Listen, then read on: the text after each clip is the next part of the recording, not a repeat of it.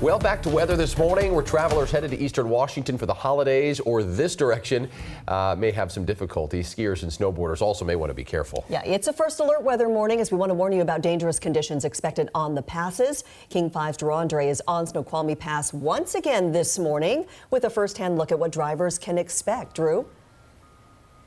Well, Mimi and Jake, I was here yesterday, and it is very different up here on the summit than it was. When you saw me yesterday, it was snowing. You can see the snowflakes. Right now, it has just been heavy rain so far this morning. And the difference is, instead of snow that's accumulating on the ground, as we pan down towards here, it is just slushy just about everywhere. And so that's exactly what you're going to experience on your drive, too. As we were heading eastbound on I-90, let's take a look at some of the video I captured just out of our dash cam area. You could just see how heavy the strong the rain was coming down, and then also a lot of wind too. It was almost shaking us around as we were driving. So those are some of the experiences that are happening this morning. Now, yesterday, as some of that snow was going on, there were a number of cars that had spinouts, even temporarily shutting down East I-90, according to state troopers, for a short amount of time because of this weather.